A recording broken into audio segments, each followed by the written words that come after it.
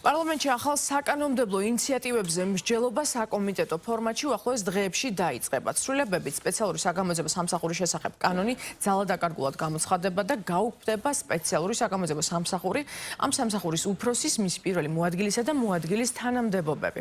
სამსახურის თანამშრომლებისთვის ფულადი კომპენსაციის მიცემის ვალდებულება განისაზღვრება.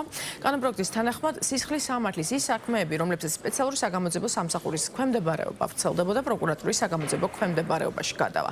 მეორე საკანონმდებლო პაკეტის მიხედვით კი დაზვერვის სამსახური პრემიერ-მინისტრის დაქვემდებარებიდან სახელმწიფო უსაფრთხოების სამსახურის მმართველობის სფეროში გადადის და ყალიბდება როგორც ეროვნული სადაზვერვო სააგენტო. ახლებურად წესრიგდება სააგენტოს საქმიანობასა და უფლებამოსილებებთან, სააგენტოს შემადგენლობასთან, ორგანიზებასთან და სტრუქტურასთან, სააგენტოს მომსახურის სამსახურებრივ საქმიანობაში ჩარევის დაუშვებლობასთან, მის სამართლებრივი დაცვის გარანტიებთან და სააგენტოს დაფინანსებასთან დაკავშირებული საკითხები.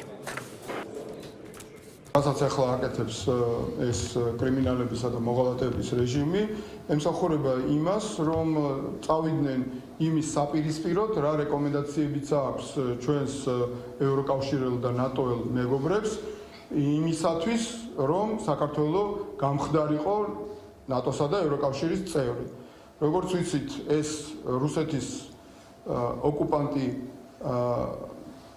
სახელმწიფოს მეხუთე კოლონა საქართველოში იძინა ივანიშვილისა და მისი მოღალატეთა და კრიმინალთა ბანდის სახით აბსოლუტურად საპირისპირო მიმართულებით მიდის. მიზანმიმართულად მიმდინარეობს სახელმწიფო ინსტიტუტების ნგრევა, საჯარო ინტერესის პარტიულ ინტერესზე უფრო ქვემოთ დაყენება და ასეთი ცვლილებებიც აქედან გამომდინარეობს. ეს ცვლილებები არ ხორციელდება იმისათვის, რომ გაძლიერდეს ინსტიტუტები და გაძლიერდეს სახელმწიფო, არამედ ხორციელდება იმისთვის, რომ გაძლიერდეს პარტია და კრიზისში მყოფმა არალეგიტიმურმა ძალამ რამენაერად მოახერხოს და გააგრძელოს ამ ქვეყნის მართვა საზოგადოების მხარდაჭერის გარეშე. ძირითადად საუბარი იყო კონსტიტუციური წესწყობილების აღდგენასთან, მოდი ასე დავარქვათ, იმიტომ რომ ამოგლეჯილია ყველანაირად მისი ფუნქციები ძირითადად საქართველოს პროკურატურის ძირითადი ფუნქციებისგან.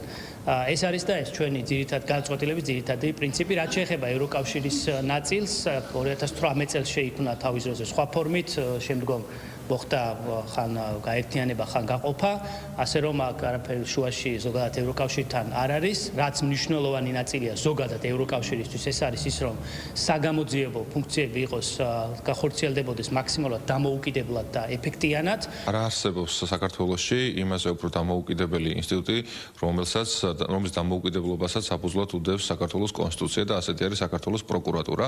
კონსტიტუციით გათვალისწინებულია, რომ იგი თავის საქმიანობაში არის სრულად დამოუკიდებელი და მხოლოდ ანგარიშს წარუდგენს საქართველოს პარლამენტს, ისიც არა კონკრეტულ საქმეებთან დაკავშირებით, არამედ ზოგადად სისხლის სამართლის პოლიტიკასთან დაკავშირებულ საკითხებზე. დამოუკიდებლობა გარკვეულ საქმეების განხილვასთან დაკავშირებით არის სრულად უზრუნველყოფილი, კიდევ და კიდევ არ არსებობს იმაზე უფრო დამოუკიდებელი ორგანო, ვიდრე საფუძვლად კონსტიტუცია, რომ უდევს იმ ორგანოსი, როგორც არის საქართველოს პროკურატურა.